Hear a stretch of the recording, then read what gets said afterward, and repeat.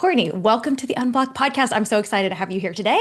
Thank you so much for having me. I'm delighted to be here. Okay, what I know is that your book is called, well, we're going to talk about this later, but y'all, Courtney has a book coming out. By the time you hear this episode, this is out. So go find Courtney's book on the interwebs. She'll tell us later where you can get that. But the book is called The Consistency Code. Yeah? Is that Yeah, correct? it Okay, is the very good. consistency code. Yeah. And so you talk about maybe consistency in a way that not everybody thinks about it. You talk about it's not about control, it's about self-trust. And I love a good self-trust conversation. So for somebody listening, that might actually be a radical reframe. So how did you come to understand that the secret to sustainable growth, change, health was not more discipline, but more trust and maybe more compassion? Yeah. Well, I always say it's the sweet spot between the two, right? We need grace and we need grit, which is why my company is called Grace and Grit. Yeah. Like we living on either end of that spectrum is never a great place to be because I've seen women use grace to the point of never doing any work. Like they Yeah. rationalize their way out of work all the Hmm. time. And Hmm. I've seen women use grace or grit to the point of self-destruction. So Yeah. we don't want either or, we want both and. And so it's grace and grit in the center. And the way that I came to this work that I do now is honestly through the doorway of movement and fitness and nutrition and fat loss. I was very rooted in the personal training world for many years. Went on to get my nutrition education and a lot of behavior change science education, and fell into fat loss for many years, about a decade. And I was really successful at helping a lot of people lose a lot of weight. And a very curious thing started to happen. People started backtracking back to where they came from with their weight. So they would reach a goal and they would do the slippery slide back to where they started. And that really raised a lot of questions for me. Like, what am I missing? What am I not understanding? Because clearly I didn't give them all the tools they needed to live as this new version. And that really got me down the rabbit hole of mindset work and emotional agility and understanding the nervous system and just all of that. And so I will tell you too, this kind of came at a crossroads about 16 years ago. It was literally almost 16 years ago. My son just turned 16. And when I gave birth to him, I came home from the hospital, and as everyone does, they come to your house to meet the baby. And I was struggling in every possible way. I did Mm. not gracefully roll into motherhood. I like face planted into it. Skidding in Um, sideways. I'm oh, sure the listener seriously. can relate. Yeah. It was not pretty. Uh-huh. I was physically distressed because I'd had kind of a traumatic birth. I was struggling with my identity and understanding like how to even take care of this new baby that I brought home. I like how you're about to say this new thing. I know I was going to say gelatinous blob because that's what I say in my book, but I mean it in the most loving Yeah. way. Like this Uh-huh. adorable gelatinous blob. I had Yes. no idea what to do with it. Yeah. And the comment, like the one thing everyone wanted to seem to hyper fixate on was my weight. Like people walked in the door and they're like, wow, Courtney, you lost the baby weight so fast. Like that was the comment. Uh-huh. And here I am ready to implode, knowing that I am probably in the most unhealthy point in my life in Mm. every way, mentally, emotionally, physically. And it's just about my weight. And I had been working, of course, in the field long enough to know that Mm. it's not about the weight. It's Yeah. never been about the weight. It's about the weight of your life, not the weight of your body. That's what I say now. But having that experience, like that was the proverbial straw that broke the camel's back. And also just kind of seeing this pattern in my clients who were reverting back to their initial weight. Yeah. That's really what changed the way that I worked and the trajectory of my coaching business. So I've been a coach for almost 30 years, which is crazy because I was coaching on the You're phone. like coaching before it was cool, coaching before Before COVID. coaching wasn't even a thing, right? We didn't call it coaching. Call It that, was yeah. just I was working with people remotely. Yeah. Um, but what that's looked like has been wildly different, over the span of 30 years. Yeah. Okay, so there's like two things that you said that I want to just unpack a little Please. bit. And what again, this like speaks to the coaching brain and somebody who is well versed on supervising our mind.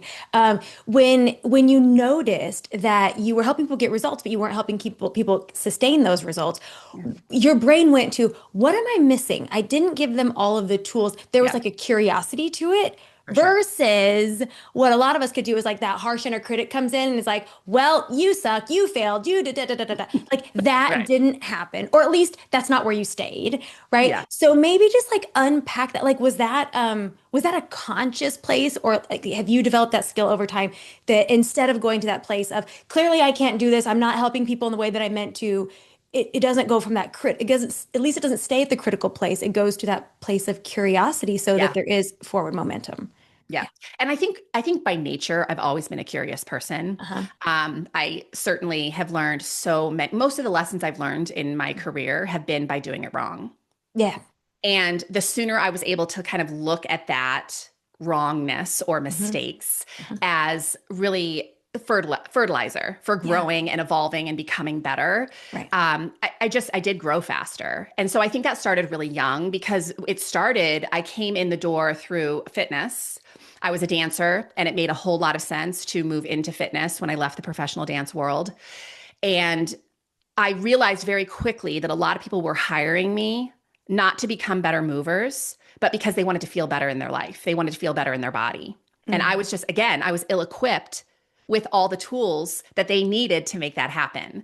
So that curiosity just kept me pursuing education and asking good questions and trying new things. And I will tell you, so much discomfort Mhm. because my clients didn't necessarily like it when I changed. Like when I left the fat loss industry, When I left the fat the fat world. world, the Uh-huh. fat loss industry, Yeah. a lot of my clients were very much like, because I mean, it meant I was leaving personal training. I was leaving like health, this like box of health coaching. And I had a lot of clients who'd been with me for a long time. And a lot of them were rumbling with that. Like they were Yeah. rumbling with my evolution. And I had to let them have their discomfort Mm. because I knew in my heart that the only way I was going to be able to stay in the industry, not in the fat loss industry, but the wellness industry, in a way that was nourishing to me, was to allow Hmm. myself to evolve. Yeah. So Well, listen, that's a whole nother podcast and a book. And maybe this is in your book, but this, it is. um, All this is in my book. all Yeah. right, right, right. Yeah, amazing. First, go get the book, y'all. But what you're talking about here is alignment versus people pleasing. Yeah. Right, which is so hard. I mean, you and I know for the listener, Courtney and I both went to the same certification program for coaching, and we, a lot of people, our mentor, our coach, this, that we looked up to, who took us through certification, took a wild pivot in her business, and a lot of people had a hard time with that. And she was like, "Let them," right before Mel Robbins decided to let them. Like she was like, "Let them," right, and that can be really hard. So when you just like drop this little nugget, like let them have their discomfort. Yeah. That is the thing. That is also a skill, Mhm. right? That of letting other people be uncomfortable with, struggle with, not like the decisions you make for you. So if you are offering something to the dear listener who's like, we are weedily, like, wringing our hands over here about letting other people have their discomfort, what's the magic ingredient there that you are like, yeah, in order to evolve, you have to let them. Well, it's going to cost you your health and happiness. That's the There's cost, which is that. a very big ticket item, right? Like, I mean, Yeah. that is no small thing. So Uh-huh. you can try because you can't make everyone around you happy and, Hmm. pleased with your decisions, but you can Hmm. certainly try. You could do Yeah. that work the rest of your life, and it will ultimately not work because you can't make everyone happy. Hmm. And you will definitely pay the price of your own full life Yeah. because you aren't becoming a fully expressed human, which I believe is what health really is. I really talk about health being your ability to be an authentic and fully expressed human, whatever that means for you. And it Hmm. means we have to be healthy on a cellular level and a soul level. And if you ignore either one of those parts or anything in between, it's going to cost you what I call deep health, right? Deep health is Uh, not superficial health. It's not how your body looks. It's not fitting into a certain size clothing. It's not even what your data necessarily says about you in terms of blood profiles and all those things. Those metrics are important, yeah. but we put so much stock in those numbers. And I've worked with incredible athletes, very fit individuals who have all the biometric markers looking optimal, Hmm. and they hate their life, they hate their body, they don't like who they are, their relationships are totally broken, they haven't liked their job in 20 years. So how is that healthy, right? Like you can't isolate the physical body as the definition of health. I always say like just looking at the physical body as health is kind of like doing bicep curls to try to strengthen your whole body. It doesn't work that way, right? Hmm. You're mental, you're emotional, you're relational, you have relationships with everything in your world. And if all of those things are not promoting health, Yep. like it doesn't matter what your cholesterol number is. Right. I mean, it does, but it Yeah. also it's bigger than that. It's bigger than that. Yeah. Yeah. Okay, so something, I mean, I would love to hear if you, well, let me start here. If you have, I mean, you're kind of describing it for us here, but if you have a definition of deep health, what Yeah. would that definition be for you? It's wholeness. Uh, It's addressing the whole human. It's recognizing that humans are, number one, we're multidimensional. yeah. So we are physical beings, we're the mental and emotional beings. We are in relationships, we're Mhm. spiritual. Yeah. And we also are environmental, like we're affected by our environments. Hmm. And so if you truly want to create a state of deep health, which is really liking who you are, what you do, and why you do the things that you do, Hmm. you have to look at all those spaces and places and figure out where the integrity pain is. So, integrity pain is a term I talk a lot about. Integrity pain is really the problem that I help my clients solve. Yeah. So, integrity pain, we all have it, and we have many forms of it. It is the things in your life that are causing internal friction because they are the things that are caused, like the ways that you're living out of alignment with how you Hmm. want to be showing up. Hmm. And the more integrity pain that you have, probably the less healthy and happy you're going to be because we're being inauthentic and we're not able to be fully expressed when we have tons of integrity pain. Yeah. So I might have integrity pain in my job because I'm not speaking up about something that's really bothering me. I Hmm. might have integrity pain with my diet because I keep eating foods that deplete me, even though in my heart, I really want to feel energized, right? Like Hmm. integrity pain comes in 10,000 different forms. But the root of health and happiness is addressing our integrity pain. Let's go there. Because Let's listen, go I there. love what you're saying. My inner cheerleader is like doing backflips because I personally think that one of the greatest tragedies is an unexpressed life, right? Like an Yeah. unexpressed human, right? Yes. So we're getting into the nuts and bolts of how do you pursue that? And which, listen, the name of my book is In Pursuit. So I love a good pursuit here, Courtney. Um, but something I would just point out here is that what you have articulated is one of those ways I think. So what you have articulated in terms of the evolution of your own career, like that is how you pursue integrity and express self. Like we don't always know. It's rude that when we start the path, like we can't always see the whole trajectory of it. So Yeah. you start and you learn and you iterate and you evolve. And something in you was like, ooh, health and wellness, right? And you started in one place and you're like, ooh, integrity pain, like it's not quite, it's like when you're trying to lock it into place or like, if you're trying to tune an instrument, right? And you're like, wah, wah, wah, Yeah. wah, wah, like it's not quite there. Yeah. You're like, okay, so instead of saying, oh crap, this isn't it, you're like, okay, what's the next iteration? What's the next iteration Yeah. until you locked into, oh, deep health. Yeah. That's what was really going for me. So Yes. that I think that to me seems like a beautiful illustration of how do we get to that place of deep health Yeah. and overcome integrity pain. But Yeah.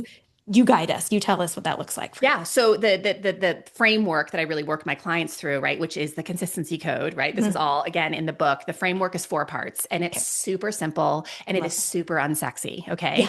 So I always say I sell the most unsexy work on the planet, but it's going to get you really sexy It stuff. really, this is how it all like people are like it's not super sophisticated. It's like Right. it is this, but it's revolutionary. It's life Yes. changing. So walk us through. Yes. Yeah. Yeah. So first of all, we have to be very self-aware. Yep. And that sounds, again, very simple, Mhm. but simple is not always easy. And it's not easy because we're living in a world that is constantly distracting us. And let's be honest, distraction is super convenient because I don't have to do the work that my life is calling me into. Yeah. So the work that integrity pain is calling me into is usually stuff that's not comfortable, which is why it's a problem. I have to have difficult conversations. I have to make hard decisions. I have to refrain from doing certain things. I have to lean into the discomfort of doing other things.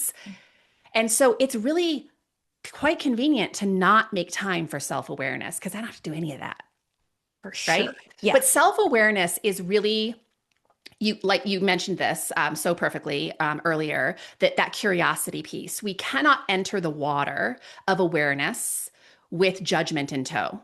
And the reason is you cannot be judgmental and curious at the same time. You can be Right. one or the other. Yep. And so we want to go in the water with an attitude of curiosity, like, oh, isn't it interesting?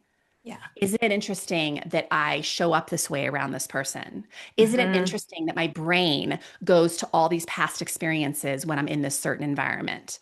So, self awareness has a lot of layers. It's number one, becoming very aware of just how you're feeling in your body, how you're feeling in your environment, the way that the dialogue that's in your head, right? What is the self narrative that you're carrying around with you all day?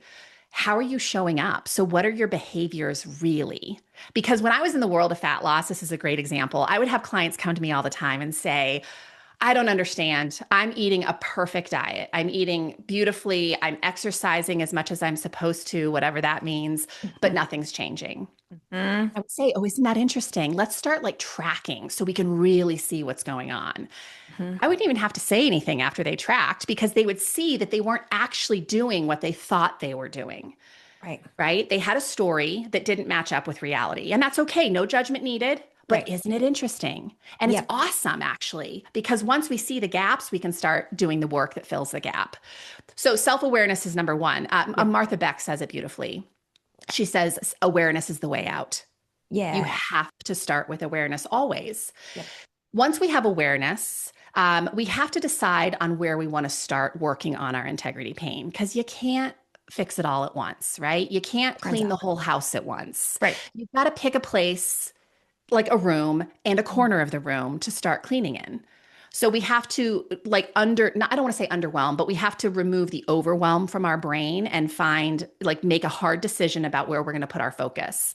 And then we have to organize our day. So stage two is we organize. We organize our life to make this thing that we said we want to work on a priority.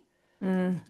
And I know a lot of women who are actually really excellent in organization. They get the new planner in January with the Right. color coded markers and the sticky notes and all the things.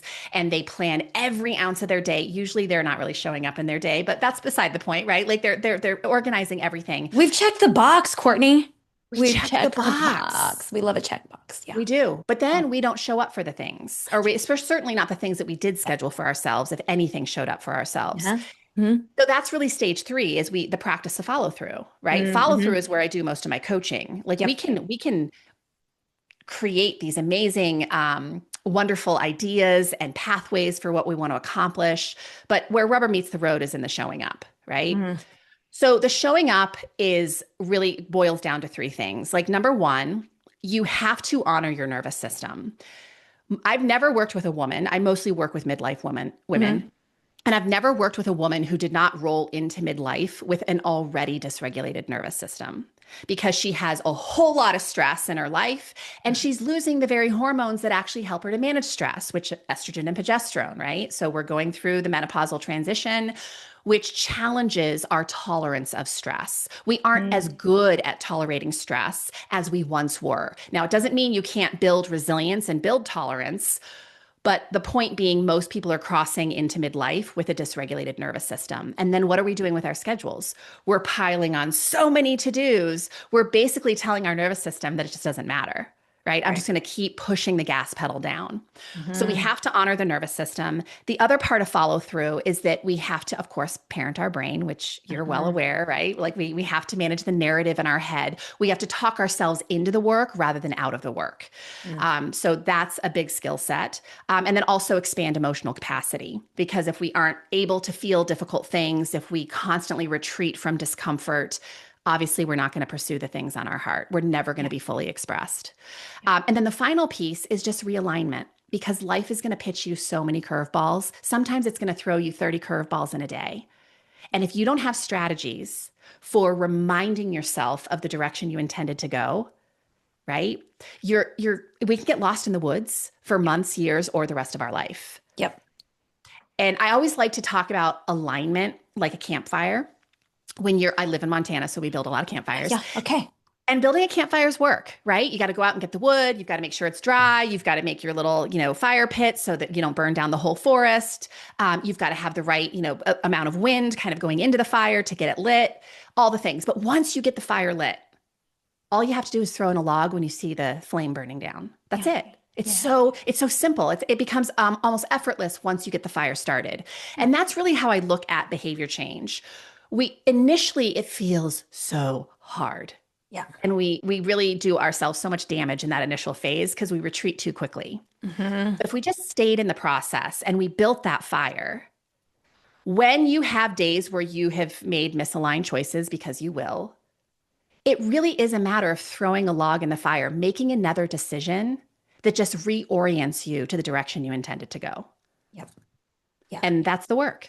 That's the right. That's it, y'all. We're done now. You We're have done. your Like, path. yeah, Yeah, all life's problem done solved. and done. Yeah, right. And again, I we love a good framework, and that's so Yeah. beautiful. And each one of those can be fleshed out. Like it can take us in so many different directions. And Oh, maybe there's so you much can in there. give us an example. But when you were talking about it, I was thinking of one just this morning when we're voxering with my little coaching mastermind, just like my Yes. colleagues. Right? We all need our people, and one of my colleagues posed a question and my brain was like, oh, it's hard. I don't want to answer that. It's so hard, right? Like that's the self-awareness piece, right? Is like it can be as simple as our brains, to your point, like we love a distraction. It is so much easier to scroll, check out, numb out, go to the pantry, talk to your best friend about whatever gossip is, whatever, right? That's so much easier than awareness. So this is something like it can come up in so many different areas of your life. I just invite people to pay attention to something is that someone asks you a question or even, I don't know if in your book you have questions, right? But I have like these So many. question prompts. Like it's so easy just to skip over that part, right? You're like, Yes. oh, all this stuff. And then you're like, okay, yeah, I read the question, the end. Like, no, this first self-awareness, you have to actually answer that question. You have to go into yourself. You have to explore. You have to go spelunking. And I think of like, yeah, when you have to like dig a hole, like we have to put the shovel into the ground, like it's effortful. Like we have to like dig a little bit. So yeah, maybe all of that to say, right? Like this can show up in so many different areas of your life. It may be a really overt behavior change. It may be something where you're like, I'm practicing answering questions and actually going to my brain and answering it and not skipping over it. Yeah. Well, self-awareness is not a feel-good exercise. Like that is everyone listening, just like accept that. Like if you are truly going to build a practice of self-awareness, do not expect it to feel good. Yeah. Yeah. Level Right? set Because expectations. Yeah. yeah, sometimes it will feel good. I'm not denying that. But a lot of times it's going to be like, ooh, that was an Yeah. interesting choice. Uh-huh. Right? Yeah. Yeah. Or like Uh, how interesting that I have resistance to, because listen, if you work with a lot of women, this is yeah. not an uncommon response that I'll get when I ask something very simply like, well, what is it that you want in this situation? What Yeah. restaurant do you want to go to? What did you want out of your marriage? What did you want in your career? What did you want your boss to do in that situation? And often they're like, oh, it didn't occur to me. Like, I don't know what I want, right? So even just something as simple as coming home to yourself to like tap into your desire, like that doesn't feel good to your system when you have habitually looked outside of yourself. So Yeah, we it outsource takes, our lives rather than insource them, and that's a huge problem. yeah. So it's not always feel good. No, it's not always feel good. It's so true. I saw an Instagram reel this morning, and it was really great. It was a woman talking about AI and all the problems around AI environmentally, and it's making life so convenient, but it's also it has a lot of consequences. Right. And at the end, she said, I am just consciously choosing a life of inconvenience. And I thought that is a powerful statement because I feel like that's what deep health really requires of us. It Right. requires us to choose with intention a life of inconvenience because it really boils down to two things, right? I always say deep health is a two-part equation. The Hmm. first part of the equation is we have to remove unnecessary stressors, things that are causing integrity pain Hmm. and robbing us of our life force. Hmm. So that may be not speaking up when something's really important to you, like not setting boundaries, eating food that depletes you, never moving your body, right? There's a lot of unnecessary stress that we are bringing into our lives. Hmm. The second part of the equation is we have to actually lean into certain stressors on purpose to make ourselves more resilient.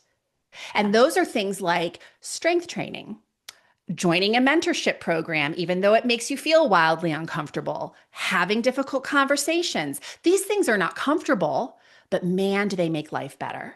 Yeah. Well, we know just for the listener who's like, why would I want to do these things? Right? Why would I like? Why would we want to choose a life of inconvenience? Well, because you don't want your like the like primitive part of your brain to be running the show, right? Because ultimately, what you're describing here is we know the primitive brain motivate, seek pleasure, avoid pain, conserve energy. Sure. Right. But when you're like, I am intentionally choosing a life of inconvenience, that tells you you're letting your adult brain, you're letting your prefrontal cortex, the executive part of your brain, run the show.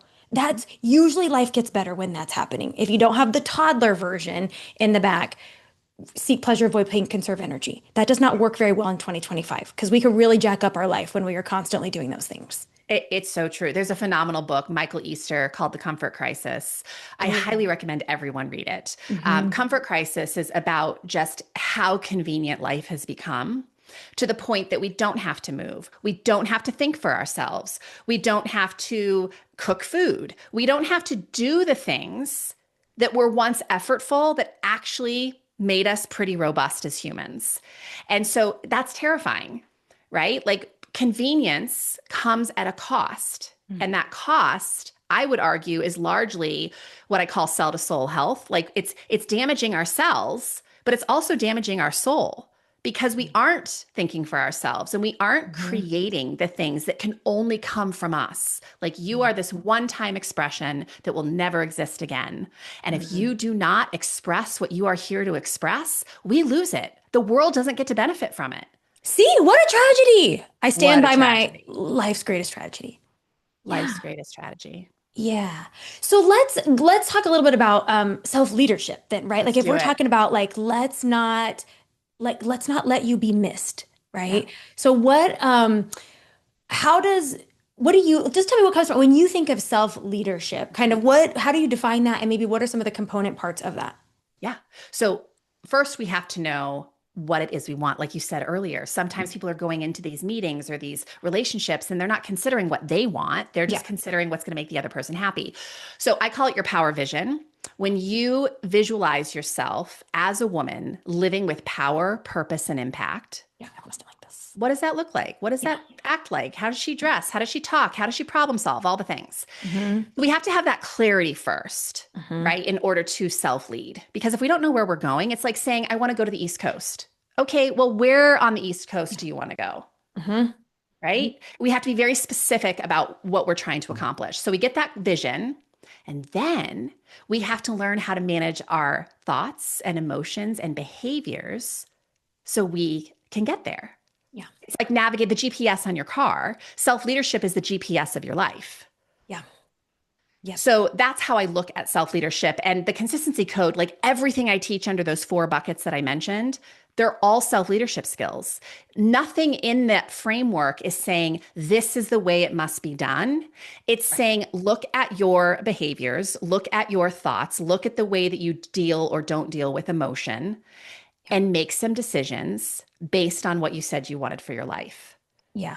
Right? Because I can't tell you, like, yes, of course, I have tons of education in fitness and nutrition and life coaching and all the things, but I don't know your life the way you know your life. Hmm. So why should I be making decisions about your life? It Yeah. makes no sense. I can educate you, I can guide you, I can give you some ideas, but ultimately, you have to take the information you hear from any expert and you have to decide for yourself how that fits or doesn't fit into the wholeness of your life. Yeah. And I just want to say that is a skill, right? For those of us who maybe just hypothetically speaking, like spent their whole life like looking for the capital R rule book and like there's Oh, just like this yeah. one right answer and safety comes in all of that. So we're constant. So listen, if that's you and you're listening to this, like you came by it honestly. Like there's a reason that you have outsourced your authority, right? Like you Sure. thought there was safety in that. So it's one, it can be wildly uncomfortable, but also it is a skill to come back home to yourself, ask yourself the question, like, how do I want to implement this? How does this work for me? How does this not work for me? And actually step into agency and sovereignty in your life. And it's a practice. And I Yeah. think that what we forget about practice is we don't practice because we're perfect at it. We Right. practice because practice is inherently messy. It's supposed to be.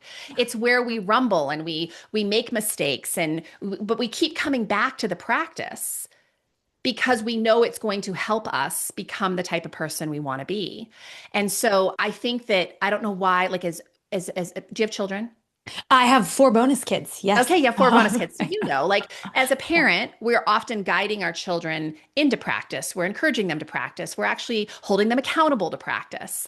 And Mhm. then somewhere along the lifeline of growing up as an adult, I feel like we decided I don't need to practice anymore. I should just be perfect at everything. Right. What? Uh-huh. Like, Uh-huh. where did that happen? Like, when did the rules of the universe change? Just because you Yeah. got older. Well, it's such a hard, again, for I tend to work, people come to me who are like on the high achieving, high Yes. performing side of the spectrum. And that to be a beginner is a whole, especially if you've spent some life, like you've built some muscles and you're like, oh, I have become an expert in my own right. I have become, if you're a leader, you're like, I am the person that people are looking to in the room for answers. So then you like, your brain's like, it breaks and it's like, oh, well, then now I don't get to mess up. Like Yeah. now I can't be seen being in the messy middle, right? I Yeah. can't that like that somehow is failure. And so I know it's this trite thing that a lot of us have seen on the interwebs of fail forward, but I know that's something you actually I have your book just pulled up here, but like how to fail well Yeah. is a skill. Yeah. So if you were giving us some guidance on that, like how do you conceptualize failing well? It's a So first, mouthful. I'll give you Fail a well. That feels yeah, like a fail mouthful. well. I know it's a mouthful. Two things I'll say to this. Like number one, if you think of a parkour athlete, if you don't know what parkour is, it's like the urban gymnastics. It's where you see the guys jumping from building to building, right? They're flipping over concrete, they're jumping over park benches. It's an amazing sport. And I know a lot about it because I have a lot of friends who are parkour athletes, and my son does parkour. And when he was first learning parkour, and still to this day, I don't know, like a decade later, one of the skills they work on the most is learning how to fail well. They've learned how to fall without hurting themselves. Because Mm-hmm. you know what's going to happen when you take on a sport like parkour? You're going to fall all the time. Mm. And so you have to learn how to carry your body in such a way during a fall that you avoid major catastrophe. Yeah. And failing well is very similar, right? When we're going after building new skills, changing careers, starting a new relationship, we are going to make a lot of mistakes. We are going to see the error of our ways because it's new. Mhm. And learning how to fall in that without self destructing is everything. And that's, again, self leadership. It's Yep. how am I talking to myself in those moments? What am I making this mean? Can I just be with the disappointment and frustration without authoring an Oscar nominating script about what a terrible person I am? Like, is that possible? That part right there. Yeah. Yeah. Uh-huh. That's how we fail well. We say, Yeah. okay, failure is a part of success. Like, success is literally stacking the failures, right? Yep. And so, this is one of those moments I'm that much closer to figuring it out.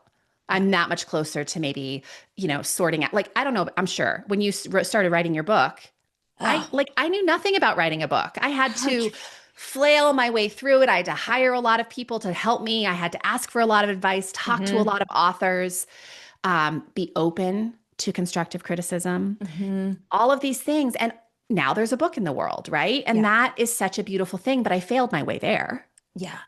Yeah. And I failed my way there, through self coaching, which I think is largely what you and I both are huge advocates for. Right. It's learning how to become your own advocate, learning how to be your own coach. Yep. And I say to my clients all the time, I will be your coach until you're willing to take on that role yourself, right? Until we Mm. give you the skills where you feel more competent in doing that for yourself. But the other thing I wanted to say is that the consistency code is literally a circle, it's not a hmm straight line. Yep. Because anytime in your life you are feeling misaligned, that fire is burning down. Maybe you are failing. Maybe you're making big mistakes. Maybe something really big in your life happened that just took you off course.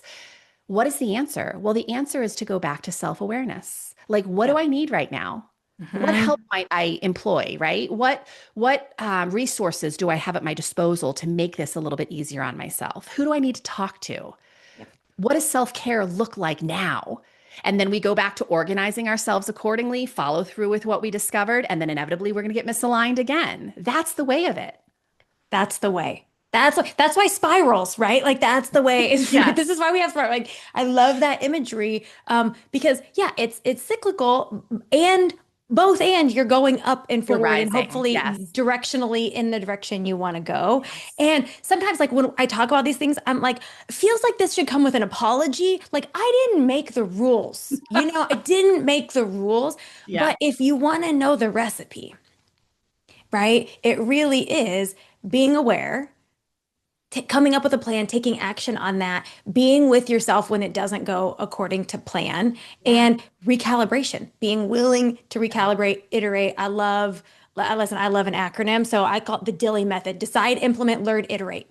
Yeah. Like we just like let it be iterative. And a couple of the things that you were talking about when you're talking about like failing well. I have to be really intentional about saying those Yes. that Yes. fail well. Clearly, I'm like, ugh. I don't know if it's just my system rebelling against it.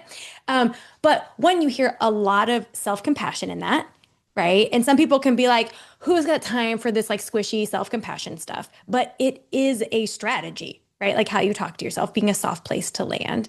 And when you were talking about the book thing, what came up for me was like, I'm so grateful for the people who are willing to rumble and do the gritty, hard things and create something that benefits my life. I'm like, what? I'm so grateful for that person for having done it.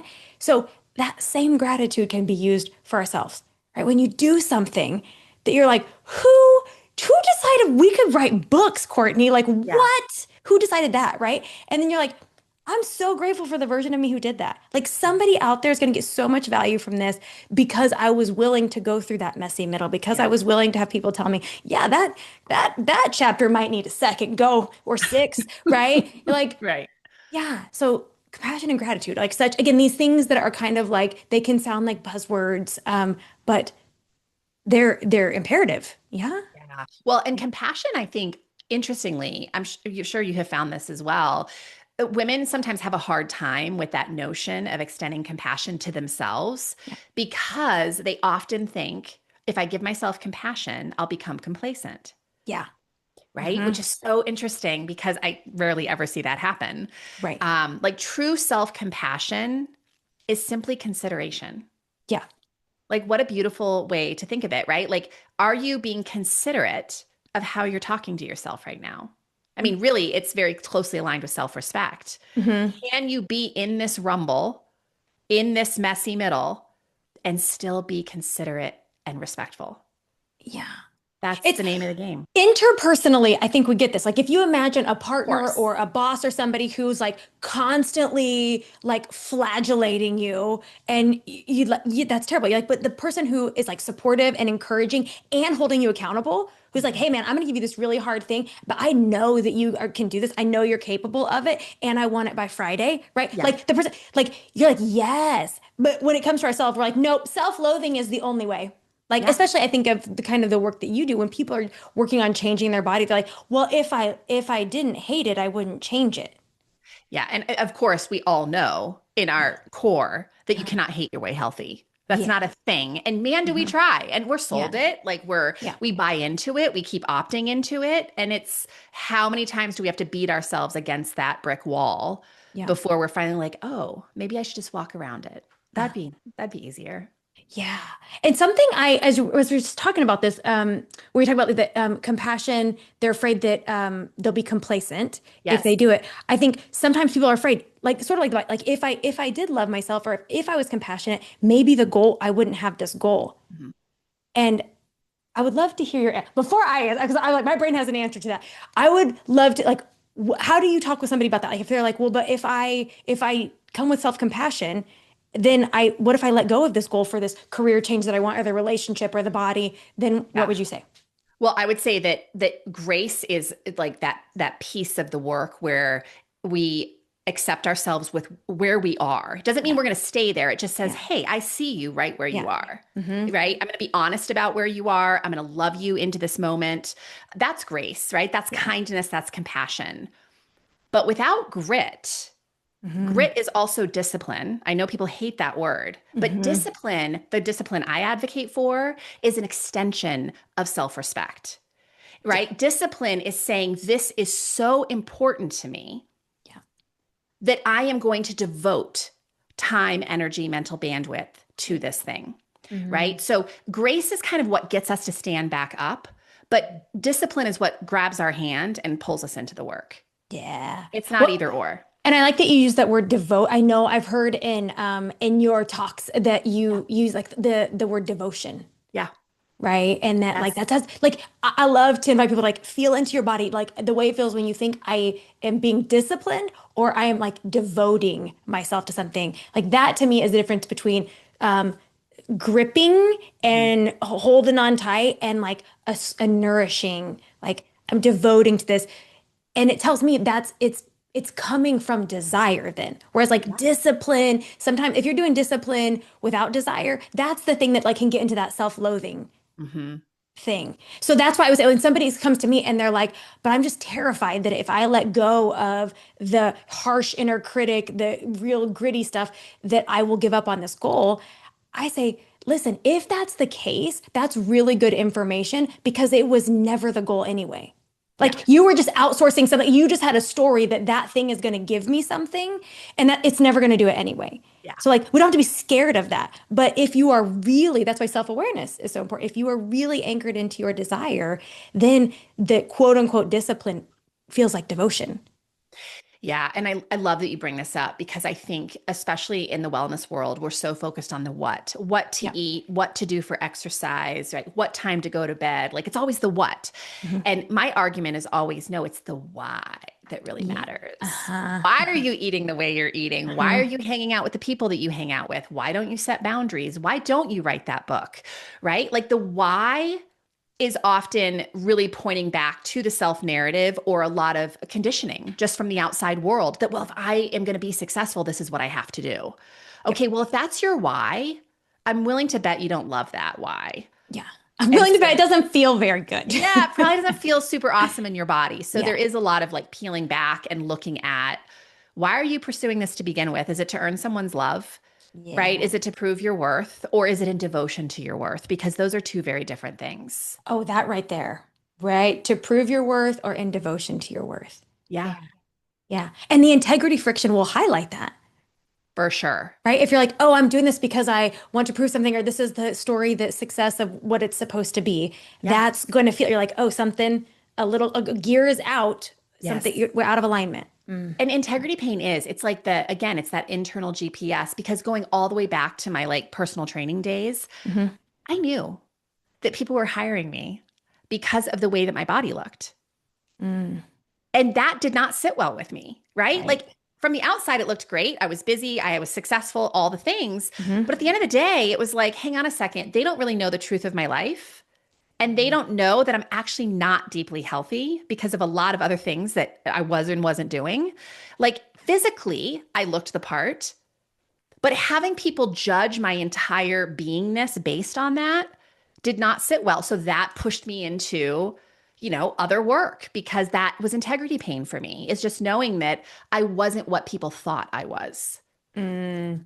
Well, listen, now you're talking about now this integrity pain, I'm seeing it from the lens of imposter syndrome. Yeah. Right. When that comes up, because you're like, oh, if they only knew all of the other stuff, Hmm. then they're gonna think that like what they're seeing is not the thing.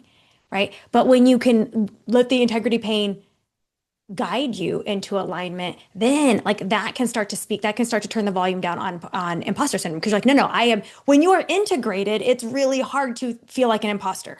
Yeah. Yeah, Yeah. it's true. It's true. Like living again in that authentic, deeply rooted place in your life, which only you can find. No Mhm. one has that recipe. No one has that recipe for you. Right. Like, It's again, we like can, good news, bad news. Like just even hearing that, I'm like, dang I it. know we want Yeah. someone to have written the owner's manual for our life, right? Like, just tell me where to buy it. Tell Yep. me, like, where do I get that on Can I get a Amazon? Target? Because on the preferably on clearance. Uh-huh. Yes. Yeah. Yeah. Yeah. And the truth is, we have to author it. Yeah. That's just, it doesn't exist until you author it. Yeah. And here, okay, just for like a silver lining here for a Yeah. minute, right? Because I'm like, well, this sounds like terrible news. We're like, we really want someone to author the book, and it turns out we have to author it.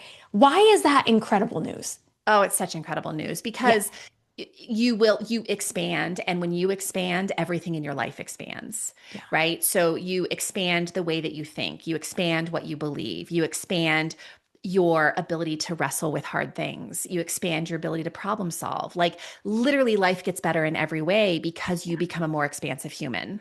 Yeah. And we aren't really taught, I don't think, to sort of focus on the journey in that way. We're so focused on the outcomes. It's all Yeah. about the outcome, the amount of money I make, the weight I lose, the right, the place I arrive at. And I know this sounds so cliche because we hear it all the time, but we hear it all the time because it's true. It's Right. really the journey itself. It's who you become along the way. It's the practice. It's falling in love with the work Mhm. that actually makes the work such a beautiful thing, right? It's Yeah. like, and so many women I look at, especially in health and wellness, they're leaning into the work like it's drudgery, Yeah. right? It's awful, it's miserable, it's torture. And I'm like, okay, if that is the attitude we're pursuing this with, there's no way on God's green earth you're going to stay here once you arrive. Because if you're not going to keep doing something you don't like doing. Yeah. So, how can we actually bring some joy and enjoyment and kind of lose ourselves in a Yeah. good way in the Yeah. process itself? And if you are not going to keep doing it, really good chance integrity pain, but it's a really good chance you never aligned it to the thing that you really want. 1,000%. Hashtag consistency code. Yeah. So what what was coming up as you because I love a good frolic and delight. Okay. I just Yeah. like just as like life is a play, but that's part of the invitation is like, could you, for me, again, I love to delight in and I love to delight in getting to know myself, right? Like letting it be as you're talking about you're like, what? No, no, totally. To light and because again, if you let this be about self-expression, self-expansion, right? Really what you're talking about is self-exploration, self-knowing. Like, can I be known? And then can I be known to myself? And then can I be known to the world, right? Yeah. And when you can sort of play with it in that way, like we love, well, I guess not everyone, like to the introverts, you probably like, I don't really like to get to know people. But when you get to know people, a lot of times it's not so easy to dislike them, right? Like we liked, like when we get to know, it's like it becomes more fun, it becomes more playful, it becomes more interesting. And again, for me, if it's not fun, I don't want to do it. So yeah, like letting it be, it's a great news that it's something that you have to, your path is something you have to author because that brings you home to yourself. And how much fun is that? It's so fun. And it also like as you're talking, I'm thinking like relationships are fun. They can be hard and Yeah. they can be challenging and we can have friction and all the things. But when you're in a really healthy, awesome relationship, it is so life-giving. Hmm. Right? And think about the qualities that promote healthy relationships, right? Yeah. It is the listening, it's the paying attention, it's being considerate, it's being consistent, it's all the things. And I don't know about you, but when I look at some of my deepest friendships, Hmm. it has not been all rainbows and butterflies. Yeah. And the thing that made the relationship deep was the willingness to be vulnerable. The Yeah. willingness for people to share very intimate, hard things about their life. And you ultimately, the most intimate long term relationship you're ever going to be in is the one you have with yourself. Hmm. Yeah. So it is really worth considering, how am I showing up in that relationship? Am I showing up as someone who's just always perfect and always on and always like avoiding the hard stuff? Hmm. Because if that's true, you're never going to have a deep relationship. And that's not expansive. That's not joyful. That's not life-giving. It's not usually It's very fulfilling and satisfying. it's very superficial, Yeah. right? Superficial Yeah. health, Yeah. I always say, is like that surface level, skin deep Yeah. work, Hmm. where the deep health is like, it requires the hard stuff, the messy Yeah. stuff, the willingness to say, I'm so not perfect and that's okay. That right there. Okay, Courtney, before I ask you my last question, Okay. please tell the listeners where they can find you, how they can get your book, where it's going to be, how they can connect with your work. Okay, Tell us everything. amazing. Graceandgrit.com is my website. The book, The Consistency Code: A Midlife Woman's Guide to Deep Health and Happiness, is really on all major online retailers. So Amazon, Barnes and Noble, Indigo, all the spaces and places. Um, and my podcast, but you will find everything if you just go to graceandgrit.com. Like you'll find all the things where you can go deeper with me on that space. Okay, amazing. And now for my very last question that I like to ask all my guests. Yeah. What does it mean to you to live an unblocked life? To live an unblocked life to me means just that I'm heavily rooted in self-trust. Mm, That's what it means. It means that I trust myself to do hard things. I trust myself to fail and not make it mean that I can't keep going. I trust myself to know what's best for me, to make hard decisions, to have difficult conversations. That's an unblocked life. Yes, amazing. Courtney, thank you so much. This has been such a delightful conversation. Thank you for sharing the wisdom of you, the wisdom of the book with me and the audience. So thank you for being here today. Thank you so much for having me. Amazing.